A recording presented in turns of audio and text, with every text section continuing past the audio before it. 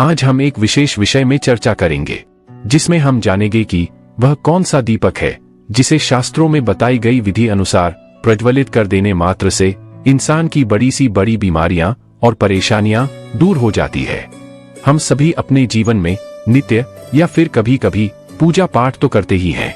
अपने आराध्य इष्ट भगवान का धूप दीप जलाकर अपनी भक्ति को प्रकट करते हैं, जिसके फलस्वरूप हमारे आराध्य इष्ट देव हमारे जीवन की परेशानियों को, कष्टों को अपनी कृपा के माध्यम से दूर करते ही हैं।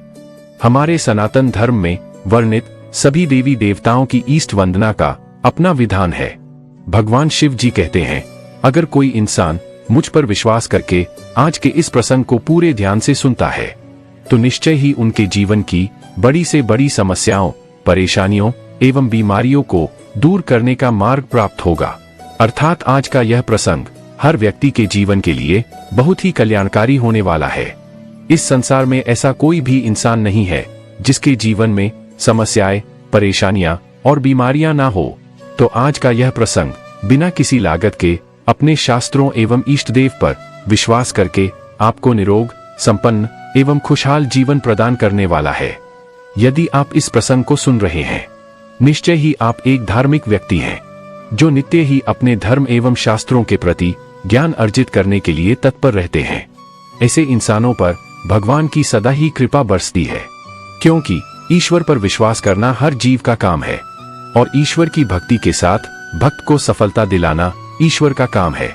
अब आइए इस प्रसंग को बड़े ध्यान से समझते हैं कि कैसे एक विधवा नारी ने भगवान शिव जी के सम्मुख शिव और शक्ति के नाम से किस विधि से वह दीप प्रज्वलित किया, जिससे घोर बीमारी से घिरे उस विधवा नारी के बच्चे के प्राण बच गए और आज वह स्वस्थ और निरोगी है।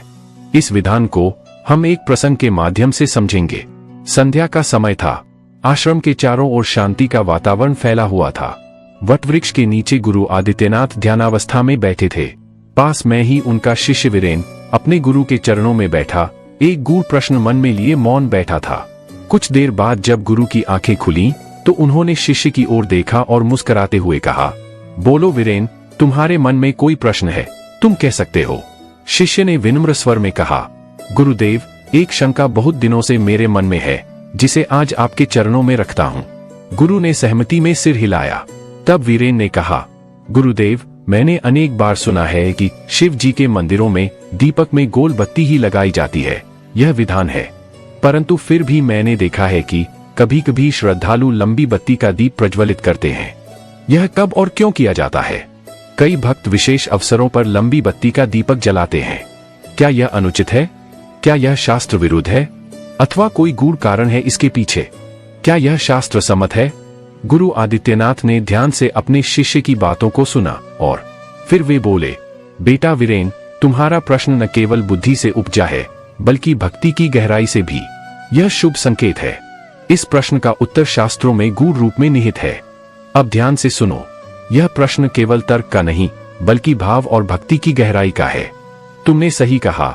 सामान्यतः शिव जी के मंदिरों में दीपक में गोल बत्ती का दीपक प्रज्वलित कर ईष्ट वंदना की जाती है। इसका कारण यह है कि गोल बत्ती नित्य भक्ति का प्रतीक है। यह चक्र की भांति स्थिरता और पूर्णता का बोध कराती है, जैसे भगवान शिव की सर्वत्र अखंड उपस्थिति। जैसे भगवान शिव इस संसार के कण कण में स्थिर रूप से विद्यमान है, उसी प्रकार गोल बत्ती का दीपक भी व्यक्ति के जीवन में स्थिरता का प्रतीक है। अब बड़े ध्यान से समझिए कि उस नारी ने कौन सा ऐसा उपाय किया जिससे उसके बच्चे के प्राण घोर बीमारी नहीं छोड़ दिए। फिर गुरु जी ने आगे कहा, जब भक्त की साधना एक विशेष अवस्था में पहुंचती है, जहां भक्त की आत्मा किसी गहन मनोकामना, किसी असाधारण कार्य या संकट के समाधान हेतु अपने इष्ट एवं आराध्य देव को पुकार करती है, तब केवल नित्य कर्म पर्याप्त नहीं होता। उस समय भक्ति में आकुलता, अश्रु और पूर्ण समर्पण समाहित होता है। उसी स्थिति में दीप प्रज्वलन का विधान भी बदल सकता है।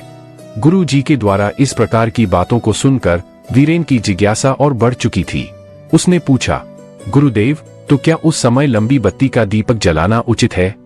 गुरु ने मुस्कुराते हुए कहा, शिष्य, शास्त्र कहता है, यथा भक्तिया तथा विधि, अर्थात जिस प्रकार की भक्त की भावना होती है उसी के अनुसार ईष्ट वंदना की विधि होती है।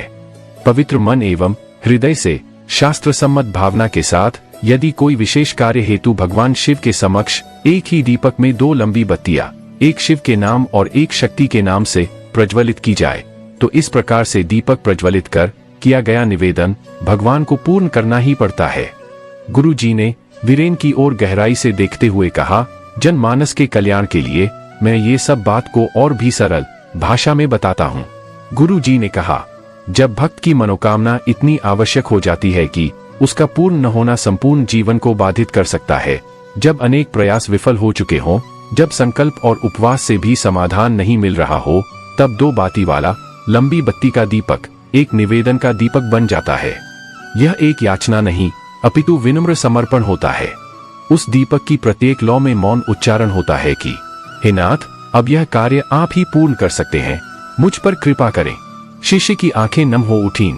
वह बोला, गुरुजी, आज का ये उपाय जो एक ही दीपक 2 लंबी बत्ती भगवान शिव और शक्ति के नाम पर प्रज्वलित करने का है, ये तो भली भांति समझ में आ चुका है, पर क्या कोई उदाहरण दे सकते हैं आज का यह संसार और भी स्पष्ट तरीके से समझ सके।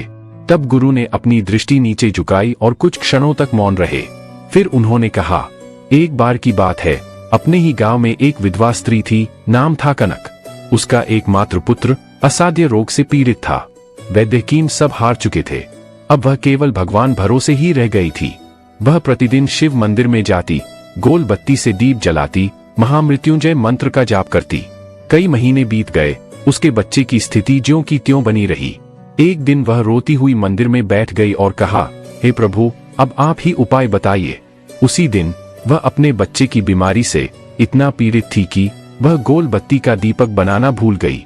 तब उसने अपने पास उपलब्ध बत्ती से उसने एक दीपक में 2 लंबी बत्तियां लगाईं, एक शिव के लिए, एक माता शक्ति के लिए, और प्रज्वलित कर भाव विभोर होकर बोली, जैसे दीप की लौ अंधकार में एकरूप होकर प्रकाश देती है, वैसे ही आप दोनों की कृपा मेरे पुत्र को जीवन दे।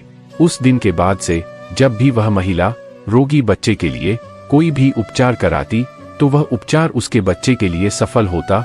अभी तक जो उपचार कोई काम नहीं आ रहे थे, अब वही उपचार उसके बच्चे की रोग को ठीक करने लगे थे। धीरे धीरे उसके बच्चे की स्थिति सुधरने लगी और कुछ ही समय में वह पूर्णतः स्वस्थ हो गया। शास्त्रों में इस प्रकार के भावपूर्ण भक्ति को कामना के दीप को सिद्ध दीप प्रज्वलन कहा है, परंतु इसे केवल विशेष अवसर पर शुद्ध भावना और पूर्ण नियमों के साथ किया जाना चाहिए। यह कोई सामान्य दीपक नहीं, यह एक विश्वास और चेतना का संकल्प है। वीरेन अब पूर्णतः शांत था, मानो उसके हृदय में कोई दीपक प्रज्वलित हो गया हो।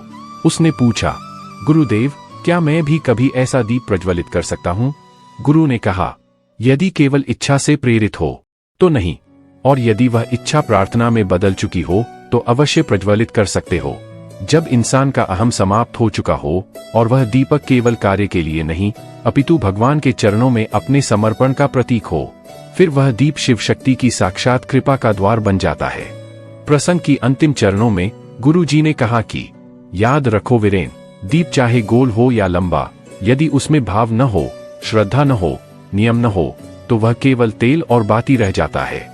और यदि इन तीनों का संयोग हो तो वही दीप ब्रह्मा, विष्णु, महेश का ध्यान केंद्र बन जाता है। शिष्य ने गुरु के चरणों में सिर झुका दिया। उस क्षण न कोई प्रश्न था, न कोई उत्तर, केवल प्रकाश था, दीप का प्रकाश, जो अब उसके अंतःकरण में जल चुका था। प्रसंग के अनुसार हर वह इंसान जो अपनी परेशानियों, बीमारियों, जीवन को प्रभावित करने वाले कष्टों को दूर करना चाहते हैं, तो सोमवार की अष्टमी को, मासिक शिवरात्रि को या फिर प्रदोष के दिन, प्रदोष काल के समय अपने नजदीक के शिव मंदिर में 2 लंबी बाती का एक दीपक पूर्ण श्रद्धा भाव के साथ निवेदन के उद्देश्य से प्रज्वलित कर अपने जीवन को सुखमय बना सकते हैं। यदि आप भी अपने जीवन में स्थिरता, वृद्धि और दिव्यता चाहते हैं, तो दीपक और बत्ती के इस दिव्य रहस्य को अपनाएं। ऐसे ही और ज्ञानवर्धक, भक्तिभाव से परिपूर्ण प्रसंगों के लिए हमारे चैनल को लाइक, शेयर और सब्सक्राइब अवश्य करें। जय जय श्री राधे, श्री शिवाय नमस्तुभ्यम, हर हर महादेव। फिर मिलेंगे अगले प्रसंग में।